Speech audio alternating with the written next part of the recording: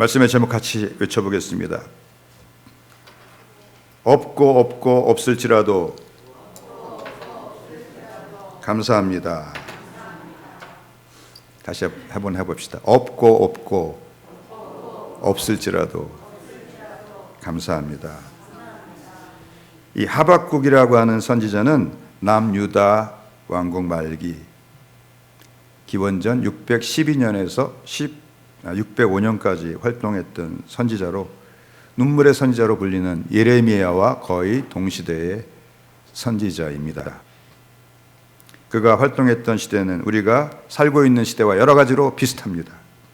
이스라엘이 남북으로 갈려 있었는데 북이스라엘은 벌써 아수르에 망했고, 이제 남유다마저 아수르를 멸망시킨 신흥 강국 바벨론에 의하여 이제 나라의 운명이 풍전등화와 같은 그런 가운데 있었습니다. 그런 가운데도 남유다 백성들은 이 나라에는 예루살렘 성전이 있기 때문에 절대로 망하지 않는다는 그들의 귀에 듣기 좋은 소리를 해주는 거짓 선지자들의 말을 들으며 스스로를 위로하고 있었습니다. 그런데 지금 이 나라가 바로 그런 모습입니다. 북한은 연일 북핵 문제로 도발을 하며 궁극적으로 미군을 철수시키고 이 나라를 적화시키려고 하고 있고, 남쪽에서조차 거기에 내응하는 세력이 막 이곳저곳에서 일어나고 있는데, 새로운 정부는 우리 국민을 위한 정부인지 아니면 정말 북한의 대변인인지 모를 듯한 이중적인 행태로 국민의 마음을 아주 불안하게 하고 있습니다. 이런 위기의 때 한국교회는 그야말로 살아계신 하나님 앞에 죄를 뒤집어쓰고 금식을 해도 부족한데, 마치 예레미야 시대의 선지자들이 심상한 말로 평강하다 하면서 듣기 좋은 말로 유다 백성들을 위로하려고 했던 바로 그런 모습을 우리가 보고 있습니다. 지난 주일 오후, 우리 주일 오후 예배 대신에 올림픽 주 경기장에서 열리는 국가와 민족의 평화를 위한 기도에 참석하고 돌아오면서 집에 와서 너무나 마음이 무거웠습니다. 그렇게 많은 성도들이 주일에 자기 예배를 드리고 또 오후 예배 또 드리는 것을 이곳으로 옮겨가지고 힘들게 모였는데, 우리가 옷을 찢는 것이 아니라 마음을 찢고 애통하고 회개함으로 주님께 돌아갑시다, 그렇게 피 터지게 외치는 목사님도 없었고 또 기도하는 장로님들도 한 분도 없었습니다. 말미에 어떤 분이 이제 단말마 회개합시다 라고 하는 그 기도했다고 하는데, 도리어 모든 설교와 대표 기도의 주 내용은 이 나라에는 수많은 교회가 있고 기도가 있으므로 절대로 전쟁도 없고 나라가 망하는 일도 없다라는 것이었습니다. 조국 찬가를 부르고 아이들이 와서 무용을 하고, 잔치집이에요. 초상집이어도 부족한데 잔치집 같은 그 모습을 보면서 그렇지 않기를 바라지만, 마치 예레미야서에 2번이나 예레미야가 거짓 선지자들을 향하여 외친 말씀이 생각이 납니다. 예레미야 6장 14절에 보니까 그들이 내 백성의 상처를 가볍게 여기면서 심상히 고쳐주며 말하기를 평강하다 하니 평강이 없도다. 또 8장 11절에 보니까 그들이 내 백성의 상처를 가볍게 여기면서 말하기를 평강하다 하나 평강이 없도다. 이 말씀이 생각이 납니다. 예레미야 시대의 하나냐라고 하는 거짓 선지자가 이제 남유다가 망한다고 예레미야 선지자가 예언을 하니까, 예레미야가 어깨에 메고 있던 나무 멍에를 빼앗아 가지고 그걸 뚝 부러뜨리면서 여호와 하나님께서 이처럼 2년 안에 이 바벨론 왕이 씌워준 멍에를 부러뜨린다고 말씀하셨습니다. 그렇게 거짓 예언을 했습니다. 예레미야는 그냥 자기 길을 갔습니다. 그리고 다시 예레미야에게 하나님의 말씀이 임했습니다. 예레미야 28장 13절 14절 보니까 너는 가서 하나냐에게 이르기를 여호와의 말씀에 내가 나무 멍에를 꺾었으나 그 대신 쇠 멍에들을 만들었느니라. 만군의 여호와 이스라엘의 하나님께서 이와 같이 말씀하시니라. 내가 쇠 멍에로 이 모든 나라와 목에 메워 바벨론 왕 느부갓네살을 섬기게 하였으니 그들이 그를 섬길지라. 내가 들짐승도 그에게 주었느니라 하라. 선지자 예레미야가 선지자 하나냐에게 이르되 하나냐에 들으라. 여호와께서 너를 보내지 아니하셨거늘 내가 이 백성에게 거짓을 믿게 하는도다. 그러므로 여호와께서 이와 같이 말씀하시되 내가 너를 지면에서 제하리니 내가 여호와께 패역한 말씀을 하였음이라. 내가 금년에 죽으리라 하셨느니라 하더니 선지자 하나냐가 그의 7째 달에 죽었더라. 거짓 선지자 하나냐가 거짓 예언을 한 지 2달 만에 죽었어요. 얼마나 하나님이 진노하셨으면 2달 만에 죽이셨겠어요. 이 사람이 뭘 봤을까요? 못 봤을까요? 하나님의 음성이라고 생각되는 것을 받았을까요? 못 받았을까요? 받았을 거예요. 근데 그게 거짓말이었어요. 미혹하는 영에게 속아 넘어간 거예요. 결국 백성들이 듣기 좋아하는 소리를 한 것입니다. 가장 어리석은 자가 자기를 속이는 자입니다. 그런 사람은 죄를 심상히 여깁니다. 잠언 14장 9절 보니까 미련한 자는 죄를 심상히 여겨도 정직한 자 중에는 은혜가 있느니라. 미련한 자는 죄를 가볍게 여긴다 그 말이에요. 회개할 줄 모른다는 거예요. 그러나 정직한 자 중에는 은혜가 있느니라. 왜 정직한 자 중에는 은혜가 있습니까? 정직한 자는 죄를 심상히 여기지 않고 작은 죄라도 살아계신 하나님 앞에 속히 회개하고 돌이키죠. 그럴 때 하나님이 은혜를 주십니다. 아멘. 정말로 지금 미련한 자는 죄를 심상히 여긴다고 했는데 한국교회에 가장 끼어 있어야 할 영적인 지도자들조차도 우리 민족의 죄, 이 한국교회의 죄를 심상히 여기는 것 같아서 너무너무 걱정되고 또 두렵습니다. 이렇게 남유다가 거짓 선지자들의 말에 속아 넘어가고 있을 때 하박국 선지자에게 하나님의 심판이 이제 하나님을 끝까지 거역하고 우상을 숭배하고 탐욕에 사로잡힌 남유다에게도 임할 것이라는 말씀이 임했습니다. 그 하나님의 심판이 얼마나 두렵고 무서웠던지 하박국 선지자는 3장 16절에서 이렇게 기록하고 있습니다. 내가 들었으므로 내 창자가 흔들렸고 그 목소리로 말미암아 내 입술이 떨렸도다. 무리가 우리를 치러 올라오는 환난 날을 내가 기다림으로 썩이는 것이 내 뼈에 들어왔으며 내 몸은 내 처소에서 떨리는도다. 그러나 다음 순간 그는 없고 없을지라도 아무것도 없을지라도 무화과나무에 무화과가 없고 감람나무에 감람 열매가 없고 외양간에 송아지가 없을지라도 나는 여호와를 인하여 즐거워하며 구원의 하나님을 인하여 기뻐하리로다라고 하는 놀라운 감사의 고백을 토해내고 있습니다. 어떻게 된 거예요? 하박국서 2장 3절 4절에 그 답이 있습니다. 이 묵시는 정한 때가 있나니 그 종말이 속히 이르겠고 결코 거짓되지 아니하리라. 비록 더딜지라도 기다리라. 지체되지 않고 반드시 응하리라. 보라 그의 마음은 교만하며 그 속에서 정직하지 못하나. 따라서 합시다. 의인은 그의 믿음으로 말미암아 살리라. 어떤 힘들고 어려운 환경이 오고 심지어 하나님의 심판이 임한다고 할지라도 의인, 하나님 앞에 믿음으로 바르게 살고 있는 하나님의 백성은 믿음으로 살아낸다는 거예요. 살 길을 열어주신다는 것입니다. 아멘.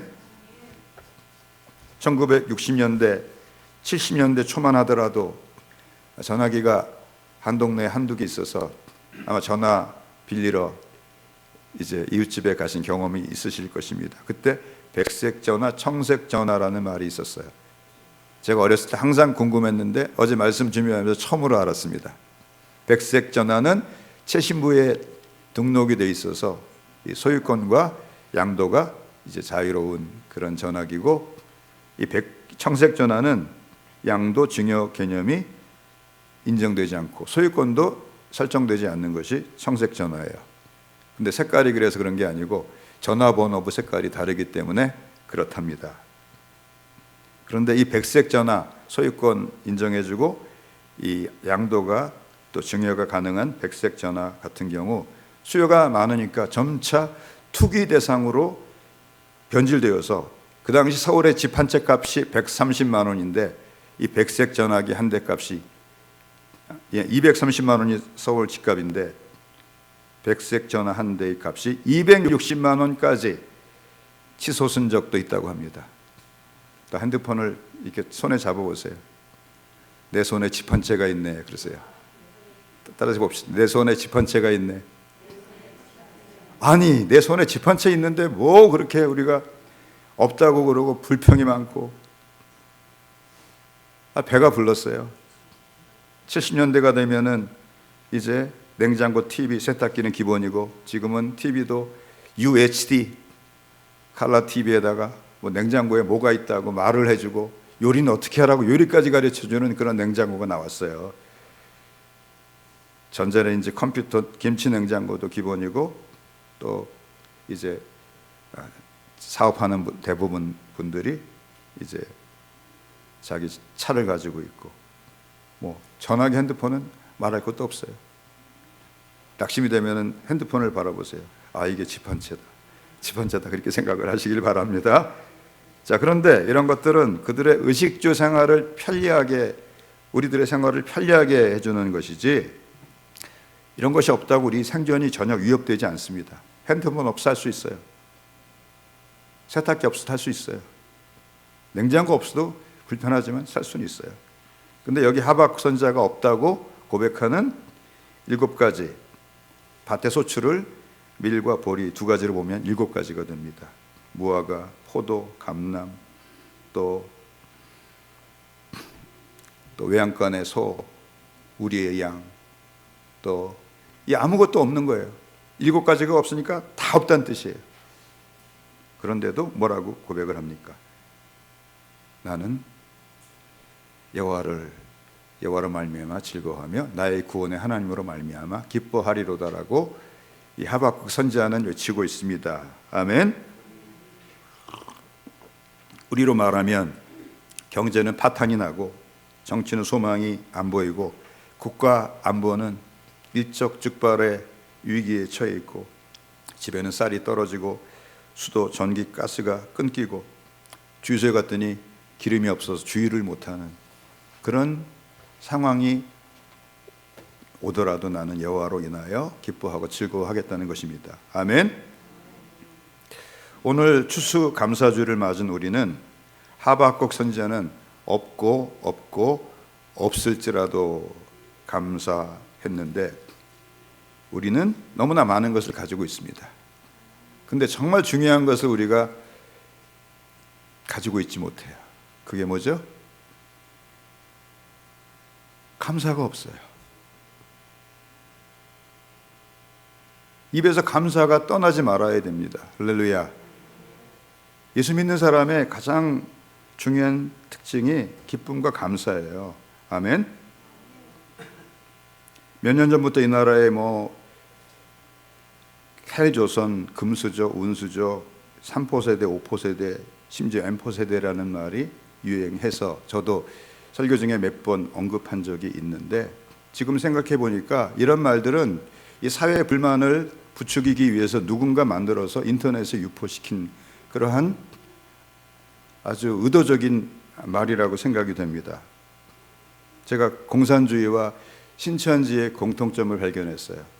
첫 번째, 거짓말을 밥 먹듯이 한다. 전혀 죄의식이 없다. 두 번째, 불평하고 원망하게 만든다. 그래서 불평하고 원망해서 갈등을 조장해서 서로 싸우게 만들고 그 가운데 자기가 원하는 것을 그들이 이제 취해가는 것입니다. 우리는 감사하기 전에 먼저 우리에게 주신 하나님이 주신 이루 말할 수 없는 은혜에 감사하지 못한 것을 회개해야 합니다. 아멘. 오늘 본문인 데살로니가전서 5장 16절부터 18절 보니까 항상 기뻐하라, 쉬지 말고 기도하라, 범사에 감사하라, 이는 그리스도 예수 안에서 너희를 향하신 하나님의 뜻이니라 말씀하고 있습니다.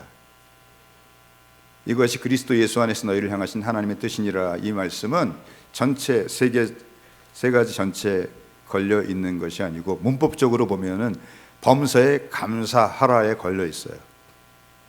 그리고 왜냐하면이란 말이 생략되어 있습니다. 그러니까 이렇게 읽어야 합니다. 범사에 감사하라, 왜냐하면 이것이 그리스도 예수 안에서 너희를 향하신 하나님의 뜻이니라.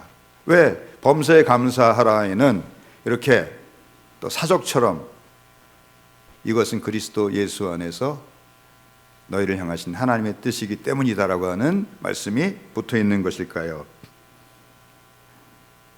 어떤 환경 속에서도 감사하는 게 제일 힘들어요.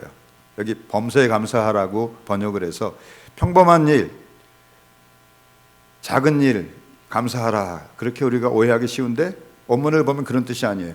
모든 일에 감사하라는 거예요. 나쁜 일에도 감사하라는 거예요. 좋은 일에도 감사하라는 거예요. 이해할 수 없는 일에도 감사하라는 거예요. 아멘. 없고 없을지라도 감사합니다라고 고백했던 하박국 선지자의 고백과 똑같은 고백인 것입니다. 왜 우리가 없고 없을지라도 감사해야 합니까? 첫째로 살아계신 여호와 하나님이 언제나 우리와 함께 계시기 때문입니다. 할렐루야.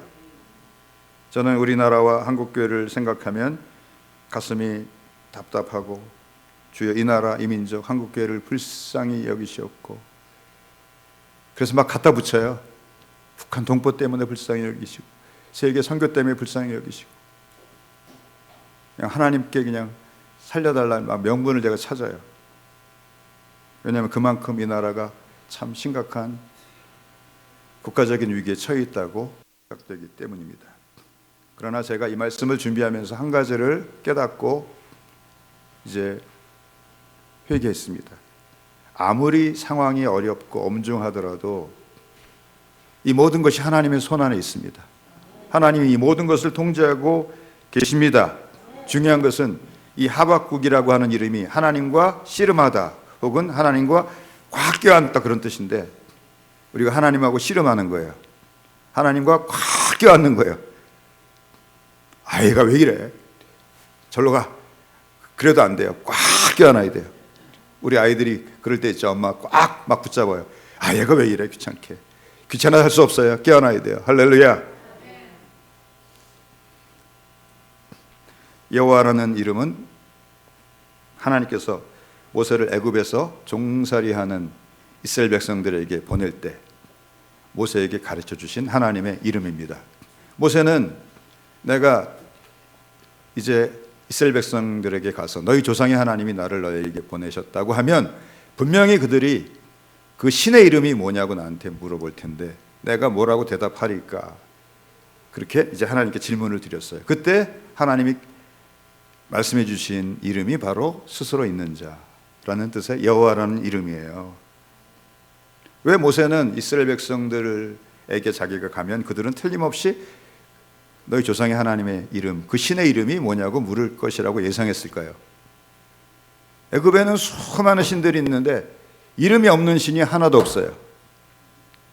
이집트에는 어머니 신인 이시스가 있고 아들 신인 호로스가 있고 또 남편 신인 셉트, 이 세 명의 주신이 있고 그 외에 또 수백 수천의 신들이 있어요. 그러니까 그들은 신에게 이름이 없다는 것을 상상할 수가 없는 거예요. 자, 그런데 이름이 있다는 것이 무슨 뜻이에요? 누군가 동철 목석으로 만들고 거기다가 이름을 붙인 것입니다.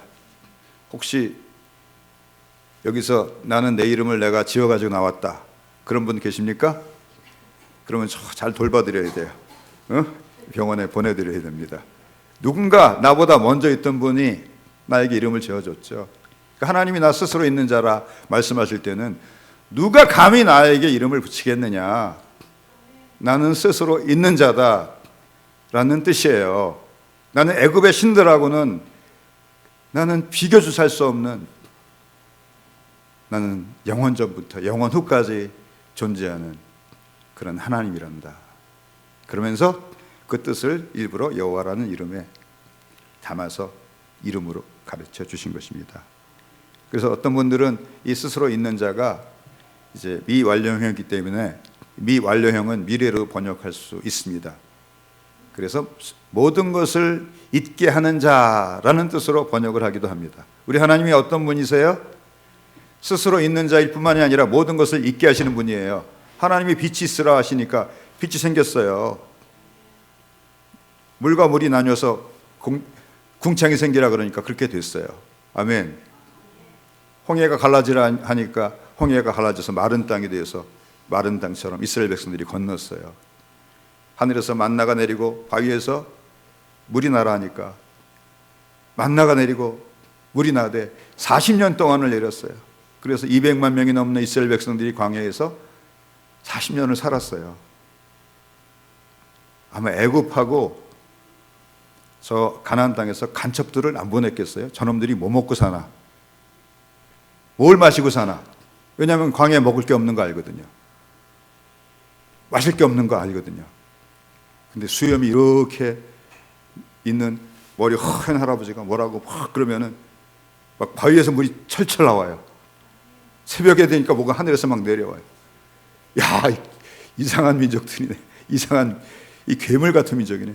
건드렸다가는 우리가 뼈도 못 치르겠다. 그래서 한 번도 공격 안 당한 거예요. 할렐루야. 그분이 우리 하나님이세요. 어떤 강력한 세력에 의하여 세상의 역사가 움직이고 있는 것처럼 보이지만 역사의 주인은 하나님이십니다. 악한 자들은 악한 날에 적당하게 쓰임 받는 것 뿐임을 우리가 꼭 기억하고 어떤 환경 속에서 낙심하지 말고 주님을 꽉 붙잡는 우리 모두가 되기를 우리 주님의 이름으로 축복합니다. 지난 1994년부터 1997년까지 약 3년 4년 동안에 북한에서 300만에서 350만 명이 굶어 죽었습니다. 이 숫자는 이제 북한에서 주체 사상을 만들고 또 김일성 종합대학 총장을 지내고 또 공산당 높은 당비서의 직위에 있던 황장엽 조선노동당 당비서가 이제 1997년 2월 12일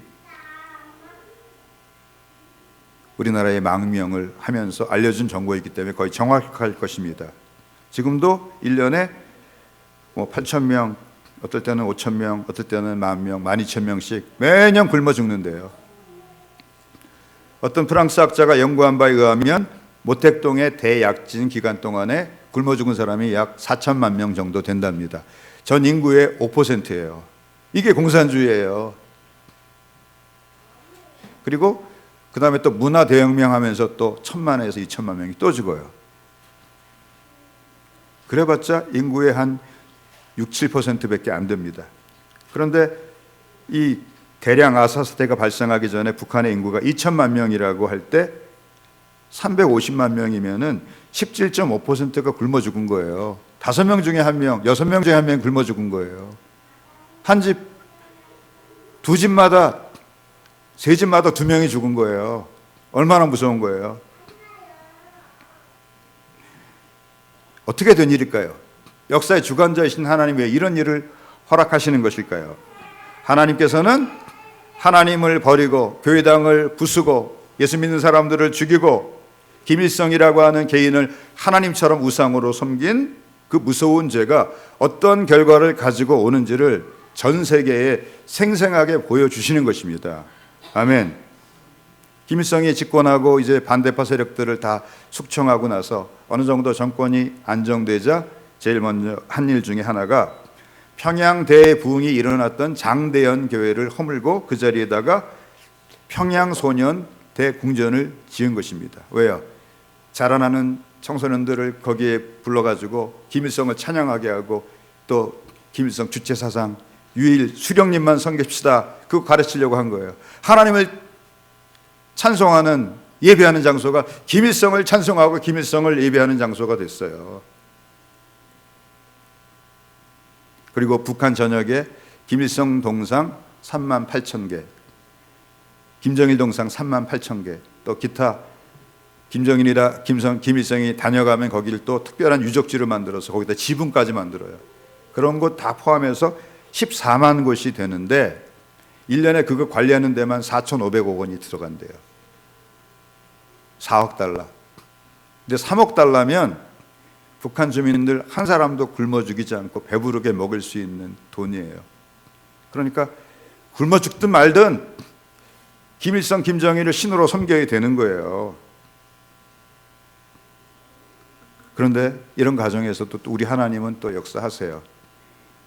이렇게 많이 굶어 죽으니까 김정일이 어떻게 할 수가 없으니까 이제 통행증을 발급해주면서 너희 이제 그 연변 쪽에 가면은 우리 동포들 있지, 친척들 있잖아, 거기 가서 먹을 것 좀 얻어와서 너희들이 스스로 먹고 살아라, 이렇게 지령을 내렸어요. 그래가지고 많은 사람들이 통행증을 발급받아서 이제 거기로 갑니다. 그리고 통행증 발급 못 받은 사람도 있을 거 아니에요. 굶어 죽을 수는 없잖아요. 통행증을 위조해요. 그래서 강을 건너서 가는 거예요. 근데 놀라운 것은 전 세계에 북한 선교를 놓고서 막 10년, 20년, 30년씩 기도해온 수많은 사람들에게 이제 하나님의 사인이 왔어요. 지금 당장 북한과 중국의 국경지대로 가라. 그들이 영문도 모르고 하나님 말씀에 순종해서 글로 갔어요. 그랬더니 거기에 수많은 뼈만 남은 사람들이 찾아오는 거예요. 알고 봤더니 누구예요? 굶어 죽기 직전에 식량 얻으러 온 북한 동포들이에요. 그래서 그들에게 식량을 주고 배부르게 한 다음에 예수님을 전했어요. 할렐루야. 그들이 돌아갈 때 식량만 가지고 돌아간 것이 아니고 예수님을 믿고서 복음을 가지고 돌아갔어요.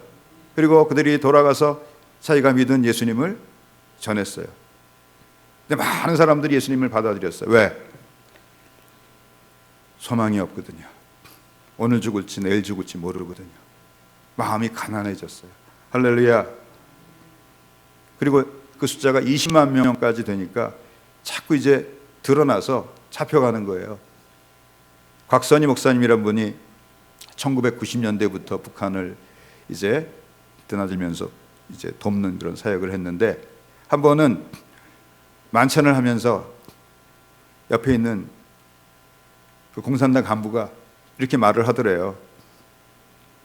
기독교인지 뭔지 하는 그 종파분자들 할 수 없이 그냥 1년에 한 500명씩 죽습니다, 그러더래요. 근데 그 에미나이들 절대 전향을 안 합니다, 이러더래요. 왜 전향해요? 하나님 배도하느니, 이 지옥 같은 이 세상에서 연명하느니 하나님 품에 안기려고 하는 그런 믿음이 그들에게 있는 것입니다. 할렐루야. 그때 벌써 1년에 500명 정도씩 처형당한다 그랬으니까 10년이 넘었으니까 5,000명 넘는 사람들의 피가 뿌려진 거예요. 제가 거기서 소망을 발견했어요. 이 나라는 5,000명이 아니라 500명이 아니라 50명도 순교 안 했는데 북한에는 5,000명의 피가 뿌려졌어? 하나님, 그 피에 울부짖는 소리를 들으시고 이 북한 땅에 그만 자유가 오게 하시고 해방이 오게 하시고 저 사악한 김일성, 김정일, 김정은 3대 정권이 무너지게 하시옵소서. 아멘. 북한에 아직 성경이 드물 때 성경 한 권이 생기면은 이제 10사람, 15사람 이렇게 나눠 가지는 거예요. 그래가지고 자기가 나눠받은 부분을 딸 외우는 거예요. 그리고 또 다른 사람한테 외운 다음에 서로 바꾸고 이렇게 하는데, 그러다가 중간에 성경책 가진 사람이 잡혀서 처형을 당하거나 아니면 위기에 처해가지고 성경책을 땅속에 감추거나 이러면 더 이상 성경책을 받을 수가 없잖아요. 근데 김남길이라는 사람이 있었는데 이 사람은 레위기를 받았는데 레위기를 딱 받고 나서 그 성경책이 사라져 버렸어요. 어떻게 된 일인지 안 와요, 그 다음 책이. 그래서 레위기만 맨날 있는 거예요. 그러니까 제사 드리는 얘기가 나오니까 죄를 지면 제사를 드려야 된대요. 그러니까 이 사람이 히브리서에서 예수님이 영단번에 온전한 제사를 드려서 이제는 제사를 드릴 필요가 없다는 걸 모르니까 죄를 지으면 몰래 제사를 또 드리기도 했대요. 그런데 그런 가운데서도 하나님의 성령이 역사하시니까 그가 그 성경 말씀을 가지고 그 북한에 일어나는 일들을 해석하는 그런 일들이 일어나게 되었습니다. 이거를 신학화라 그래요. 복음화를 넘어서 성경 말씀을 가지고 세상을 해석하는 걸 신학화라 그러는데, 신학화까지 이 북한에서 벌써 일어나고 있다고 합니다. 사람이 굶주림이 극에 달하면 뇌가 이상해져서 헛것이 보인다고 합니다. 어떤 사람이 집에 가다가 집에 막 들어가는데 새끼 돼지가 한 마리가 튀어나오더래요. 잡아먹었어요. 근데 이웃 사람들이 그 사람을 잡아다가 경찰서에 신고해가지고 그 사람이 감옥에 갔는지 정신병원에 갔는지 모르겠는데 잡혀갔어요. 새끼 돼지가 아니라 자기 아들 잡아먹은 거예요. 그런데 이 북한 선교를 하는 이 목사님이 증언하는 바에 의하면 자기가 인터뷰한 사람 중에서 자기 지역에서 그런 일이 일어났다는 말을 자기에게 직접 해준 사람만 50명이래요. 그러니까 북한 전역에서 그런 일이 일어난 거예요. 그런데 이제 어떤 여인이 이제 자신도 굶어 죽다가 거의 미쳐가는데 2살 된 딸이 또 굶어 죽었어요.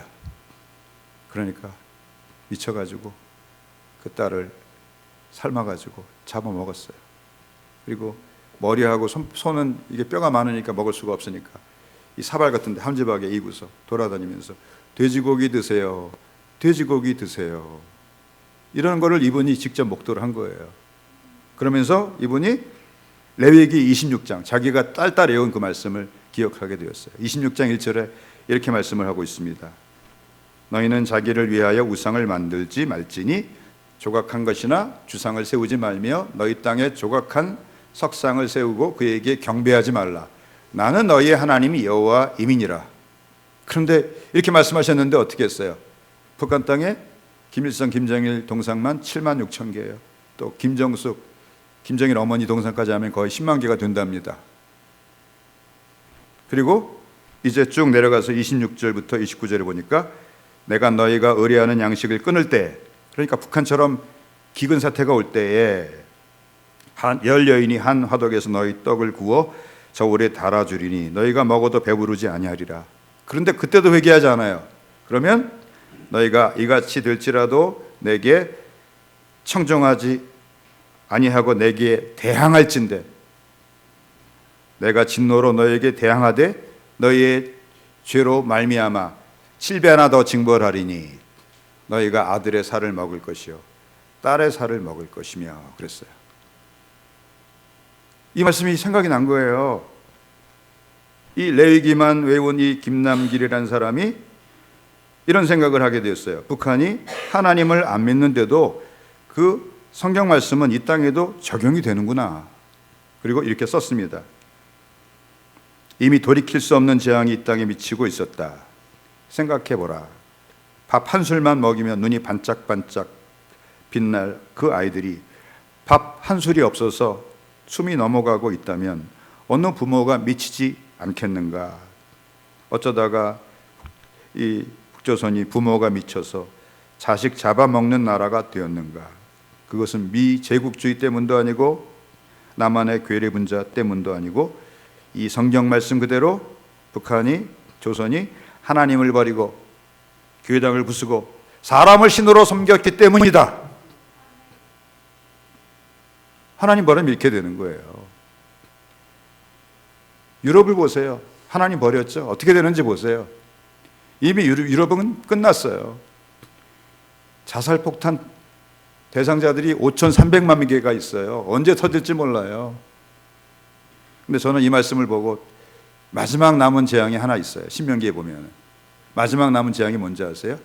그래도 회개치 않으면 내가 먼 데서 흉악한 민족을 이끌고 와서 너희를 칼로 징치하고 너희를 포로로 잡아가리라. 정말 하나님께서 이제 저 김정일, 김정은, 김일성 이 3대 정권 심판하셔야 돼요. 심판하게 되기를 우리 주님의 이름으로 축복합니다. 또 반대로 우리 하나님이 우리가 열심히 하나님을 찾았어요. 전 세계에서 2차 세계대전 후에 140개 나라가 독립을 했는데 우리나라보다 가난한 나라는 인도밖에 없었대요. 우리나라가 139번째였대요. 그리고 그 나라 중에서 부강한 나라가 된 나라가 딱 한 나라예요. 대한민국이에요. 이게 어떻게 된 거예요? 이거는 말로 설명할 수가 없어요. 오로지 하나님의 은혜입니다. 분단되었을 때만 하더라도 공장 다 북한에 있고 수력발전소 뭐 다 북한에 있어서 경제 규모가 북한이 남한의 40배였대요. 지금은 남한이 북한의 40배예요. 그러니까 몇 배로 격차가 벌어진 거예요. 40 곱하기 40. 1600배로 하나님을 섬기는 나라와 하나님을 대적하는 나라가 이렇게 하늘과 땅처럼 갈라져 버린 것입니다.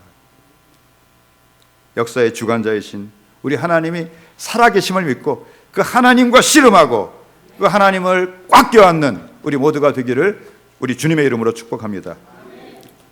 두 번째, 하나님께서 우리를 예수님을 자유롭게 믿을 수 있는 이 자유민주주의 국가에 태어나게 하시고 이곳에서 자유롭게 예수님 믿고 하나님 섬기게 하신 것 감사하시기 바랍니다. 근데 이 나라가 우연히 세워진 게 아니에요. 지금부터 114년 전인 1903년에 망해가는 대한제국의 한성 감옥에서 벌써 이 나라가 세계를 선교하는 꿈을 꾼 청년이 하나 있었습니다. 1898년에 이제 나라가 망해가는 모습을 본 이 나라를 일으켜 세우려고 독립협회를 중심으로 사람들이 모였어요. 그런데 보니까 고정으로는 도저히 이 나라가 소망이 안 보여요. 그러니까 이 사람을 왕으로 세웁시다. 고정을 폐기하고 또 저 사람을 세웁시다. 근데 한 청년이 불뚝 일어나가지고 이제는 왕정으로 안 됩니다. 이 나라도 미국처럼 국민들의 투표로 대통령을 뽑고 대통령이 잘못하면 다음번 선거에서 심판하고 그래도 잘못하면은 끌어내리는 그런 나라가 되어야 합니다. 이 왕정을 폐지하자는 주장 얼마나 극단적인 주장이에요. 간첩이 들어왔어요. 고종의 귀에 들어가서 그는 동지들과 함께 체포가 돼가지고 사형을 선고받습니다. 그리고 이제 한성 감옥에 갇혀가지고 머리에는 10kg짜리 칼을 쓰고 손 발에는 수갑과 족쇄를 묶이고 또 여기 움직이지 못하도록 여기까지 또 등까지 쇠사슬을 묶었어요. 절망이죠. 그때까지 그는 선교사들을 아주 미워했어요. 식민 세력의 앞잡이다 그렇게 생각을 했어요. 근데 너무나 마음이 낮아지니까 옆에 있는 죄수한테 부탁해가지고 그 사람은 손발로 움직일 수 있으니까 성경책을 좀 한 페이지 한 페이지 넘겨달라고 하면서 성경책을 읽기 시작했어요. 그리고 1899년의 1월 어느 추운 겨울날 예수님을 만나게 됐어요. 할렐루야. 복음으로 말미암아 가슴이 뜨거워지고 성령의 불을 받는 그런 체험을 그가 하게 되었어요. 그때부터 선교사들이 암이 온 거예요. 그리고 막 마음에 소망이 넘쳐나는 거예요. 할렐루야. 그리고 선교사들의 간곡한 청원에 의해서 고종이 무기징역으로 감형을 시켜줘요. 또 선교사들이 청원하니까 10년으로 감형을 시켜줘요. 왜? 선교사들은 그만큼 이승만에게서 가능성을 봤어요. 근데 왜 고종이 말을 들어줬겠어요? 왕을 폐하자는 사람을 왜 놓아줘요? 왜 감형을 시켜줘요? 이 선교사들이 일본 놈들이 명성황후 죽였을 때 24시간 그 고종 황제 옆을 지키면서 음식을 다 미리 먹고 독살당하지 않도록 또 불침번을 쓰고 그 생명을 보존해 준 사람이에요. 그러니까 그 은공을 갚아야 되는 거예요. 그러니까 하나님의 섭리는 정말 놀랍습니다. 할렐루야. 그 당시만 하더라도 기독교인이 불과 100여 명 전도할 때예요. 왜 이렇게 전도가 잘 안 됐냐면 선교사들이 한국말을 배우는 게 너무 힘들어서 말이 안 통하니까 전도가 되겠어요? 그리고 서울 도성에서는 매일 나가보면 시체가 나둥그는 굶어 죽은 시체가 나둥그는 그런 절망의 시대였습니다. 그래서 많은 민족의 선각자들이 이 나라는 소망이 없다. 이 민족을 개조하지 않고는 이 소망이 없다. 이 소망 없는 민족. 그런 글들을 무수히 남겼어요. 근데 이승만 대통령이 평생에 32,000점의 글을 썼는데 우리 민족을 비하하는 말이 한마디도 없어요. 이 민족은 위대한 민족이다. 이 민족은 엄청난 잠재성을 가지고 있는 민족인데 이 민족이 불교와 유교와 도교와 우상숭배, 귀신숭배, 옹당귀신, 달걀귀신, 이 귀신들 섬기다가 이렇게 되었다. 우리가 하나님만 섬기면, 하나님만 섬기는 나라가 되고 기독교 신앙을 심어주면 그 속에 있는 잠재성이 깨어나가지고 이 나라는 세계를 밝히는 위대한 나라가 될 것이다. 글마다 그렇게 썼어요. 근데 이분이 말한 게 맞아요. 전 세계에서 IQ 순위가 186개 순위가 발표가 됐는데 한국이 2등이고 3등이 누군지 아세요? 1등은 홍콩이니까 나라가 아니니까 뺍시다. 그러니까 우리가 1등이에요. 3등이 이스라엘이에요. 2등이 어딜까요? 2등이 북한이에요. 이런 민족이에요. 그러니까 공산주의를 하더라도 저렇게 악독하게 하죠. 이승만이 감옥에서 회심하고 예수님을 믿고 성령 받았다는 소식을 들은 선교사들은 본국에서 선교 헌금으로 보내준 그 비용에서 책을 수천 권을 사가지고 그 감옥에 집어넣어줘요. 영어, 중국말, 일본말, 또 우리말로 된 4가지 책, 뭐 정치, 사상, 경제, 문화, 또 기독교 신앙, 신학 이런 수천 권의 책을 거기서 공부하면서 거기서 기독교 입국의 꿈을 꾸게 되는 거예요. 그러면서 그가 1913년 하와이에서 저술한 한국교회의 핍박이라는 책에서 이렇게 썼습니다. 하나님이 한국 백성을 이스라엘 백성을 특별히 택하신 것처럼 택하셨다. 그러므로 평양은 제2의 예루살렘이다. 왜 택하셨냐? 동양에 처음 예수교 나라를 세워 전 세계를 선교하는 나라가 되게 하려고 세우셨다. 이 말을 벌써 100년도 더 전에 했어요. 이 말이 언제 나왔냐면 외국에서 많은 사역자들이 와서 1970년대 말 80년대 초가 돼서야 이 말 나왔어요. 근데 그때부터 70년 전에 아직 나라가 멸망해 있을 때 이런 꿈을 꿨어요. 할렐루야. 왜 택하셨느냐? 신명기 7장 7절에 여호와께서 너희를 기뻐하시고 너희를 택하시면 너희가 다른 민족보다 수요가 많은 영혼이라. 너희는 모든 민족 중에 가장 적은이라는 말씀처럼 노예 생활한 가장 작고 비참한 이스라엘을 택해서 서양 선교를 맡기신 것처럼 우리나라도 997번의 침략을 받은 약속 국가이지만 이 미약한 우리나라를 불쌍히 여기셔서 동양 최초의 기독교 국가를 세워서 동양 선교 및 세계 선교를 위한 국가로 택하셨다는 것입니다. 할렐루야. 제가 이승만 박사 이 말을 생각을 해보니까 참 신기한 좀 닮은 점이 있어요. 이스라엘 백성들은 애굽에서 종살이 몇 년 했어요? 400년 동안 했어요. 우리 민족은 일본에게 종살이 몇 년 했어요? 1905년에 을사늑약이라고 하는 것이 체결돼 가지고 그때 사실 나라가 망했어요 이미. 그러니까 1905년부터 시작하면은 만 40년을 우리가 일본에게 종살이 했어요. 왜요? 혹독한 불가마를 통해서 이 나라를 연단시키셔서 하나님께서 이 나라에 기독교 신앙으로 나라를 세우는 그 꿈을 한 청년에게 부어주신 것입니다. 아멘. 이제 104년이 지난 지금 이승만 박사의 말을 평가해 봅시다. 첫 번째, 그가 동양 선교는 우리에게 맡겼다 그랬어요. 지금 전 세계 동남아시아, 서남아시아, 중앙아시아 제일 많이 나가 있는 선교사가 미국 선교사들이 아니에요. 한국 선교사들이에요. 그리고 세계를 선교하는 선교 대국이 된다. 숫자로는 미국보다 적지만 미국은 우리나라보다 인구가 거의 6배, 7배 돼요. 그러니까 인구 비율의 선교사를 보낸 비율로 말하면 한국이 세계 1등이에요. 아직까지는.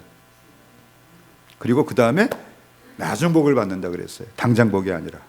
왜 나중복이에요? 우리 조상들이 하나님을 떠나서 우상을 섬기고 하나님을 대적한 죄가 많기 때문에 우리가 이렇게 하나님을 섬기고 하나님을 경외하면 우리 자손들은 복을 받아서 미국과 영국과 같이 어깨를 나란히 하는 찬란한 나라가 될 것이다 그랬어요. 됐어요, 안 됐어요? 됐잖아요. 어떤 의미에서는 우리나라가 미국보다도 영국보다도 앞선 부분이 얼마나 많아요. 근데 이 책을 쓰기 전 사실 10년 전인 114년, 지금부터 114년 전인 1903년에 벌써 이 생각이 완성이 됐어요. 그가 거기서 이제 나라를 어떻게 세울 거냐 하는 책을 씁니다.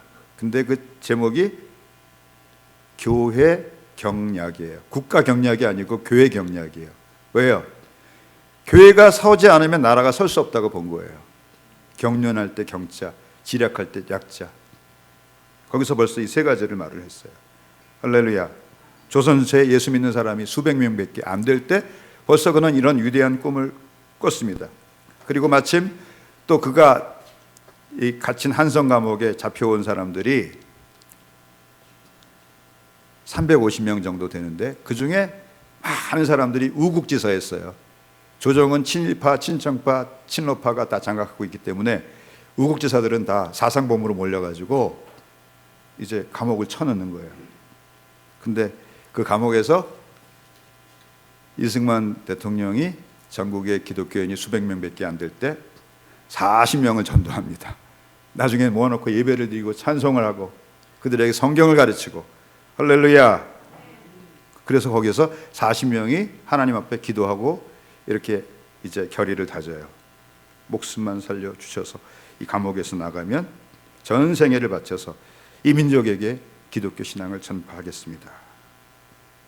2명 거기서 처형돼 죽고 38명이 전 세계로 흩어집니다. 조선 팔도로, 중국으로, 어떤 사람은 일본으로, 어떤 사람은 시베리아, 러시아로, 또 멕시코로 흩어져가지고 다 두 가지를 했어요. 첫 번째 교회를 세웠어요. 두 번째 독립운동을 했어요.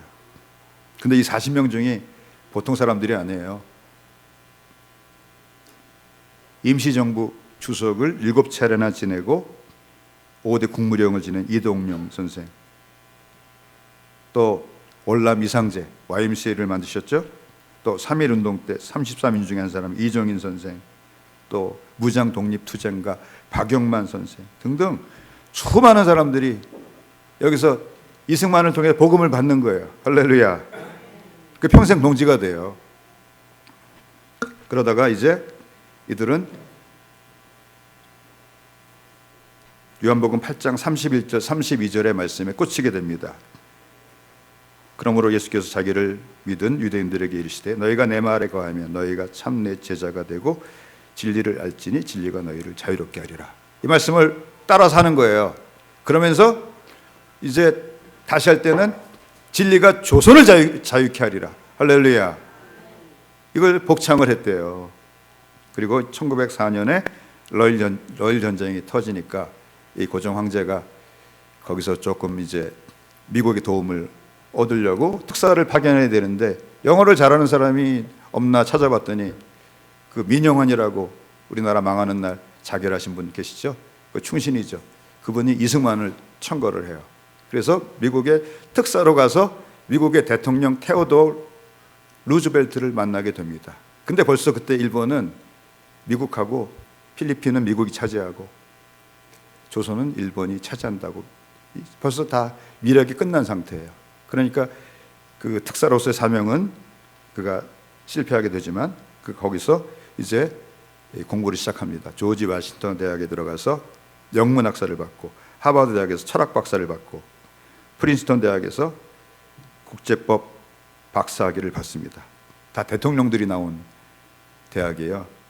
빌 클린턴, 오바마, 우드로우 윌슨 이런 대통령들이 나온 대학에서 명문대학에서 학사, 석사, 박사학위를 만 5년 만에 했어요. 일반적으로 12년 걸리는 과정이에요. 천재적인 머리를 하나님이 그에게 주신 것입니다.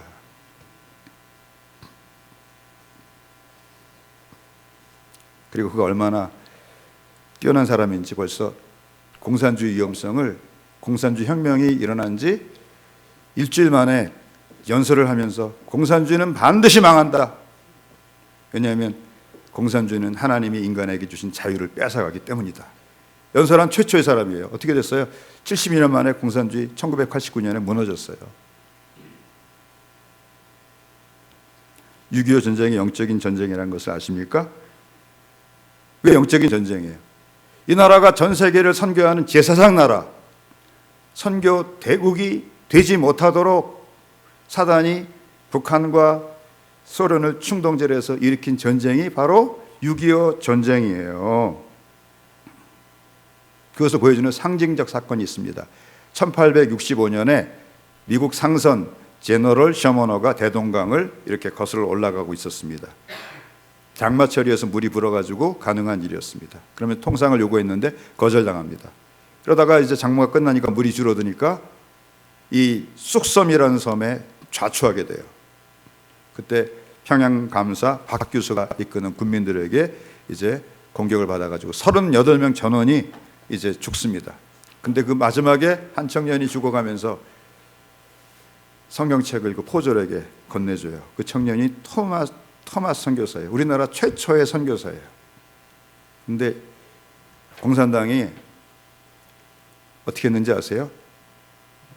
6.25 전쟁이 발발하기 1시간 전인 1950년 6월 25일 새벽 3시에 그 쑥섬에다가 기독교 지도자 2명을 끌고 와요. 첫 번째는 남북한 통틀어 제일 큰 교인 남산감리교의 송정근 목사, 그리고 남북한 통틀어 가장 큰 존경을 받는 민족운동가 조만식 선생, 두 사람을 특동사수 6명을 동원해가지고 심장을 쏴서 그 자리에서 사살해요. 죽자마자 거기서 집차를 타고 대기하고 있던 운전병들이 38선으로 가서 폭풍이라는 암호를 전해주면서 4시에 남침을 시작한 거예요. 그러니까 6.25 전쟁은 철저한 영적인 전쟁이에요. 만약에 그때 우리나라가 공산화 됐다고 하면 어떤 미국 학자가 이렇게 말을 했어요. 세계 최강대국은 미국이 아니라 소련이 되었을 것이다. 왜냐하면 소련이 부동항이 없어가지고 무역에 있어서 전 세계로 뻗어나갈 수가 없었거든요.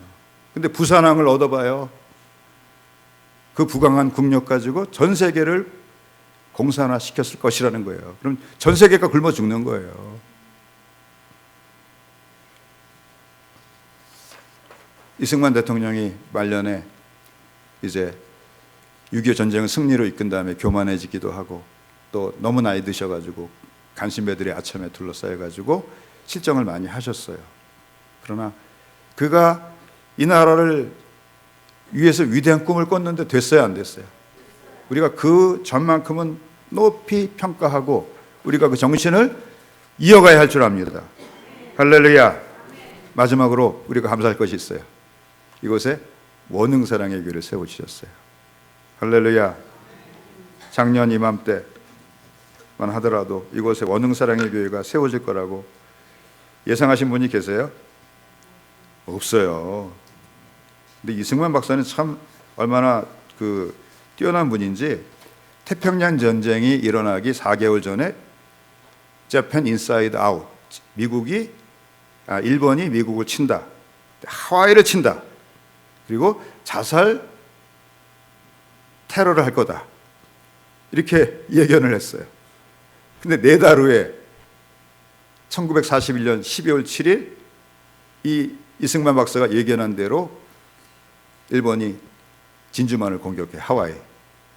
그리고 나중에 전쟁 막판에 되니까 어떻게 해요? 가미가제 특공대, 자살 특공대를 투입을 하죠. 그래서 이승만 박사가 아주 정세 분석가로서 대단한 명성을 얻게 되는 그런 계기가 되었어요. 근데 우리는 이승만 박사가 아니기 때문에 한 치 앞을 내다볼 수가 없었는데 하나님의 섭리 가운데 이곳에 우리 원흥사랑의 교회를 세워주셨어요. 왜 세워주셨어요? 정말 하나님이 보시기에 합당하고 아름다운 교회 세우라고, 그리고 한국교회를 위해서 구명정이 아니라 한국교회가 지금 서서히 침몰해가고 있는데 그 바지선이 이렇게 세울 수가 있어요. 한국교회를 다시 이렇게 세우는 바지선이 되고 부양선이 되고 또 한국으로 끌고 가는 예인선이 되도록 이곳에 비록 적지만 우리 원흥사랑교회를 세우셨어요. 할렐루야. 이곳에서 우리가 성령으로 충만하여 우리도 다시 한번 하나님께서 이 나라를 다시 한번 기독교 국가로 세워주실 그 꿈을 다시 한번 되살리는 저와 우리 모두가 되기를 우리 주님의 이름으로 축복합니다.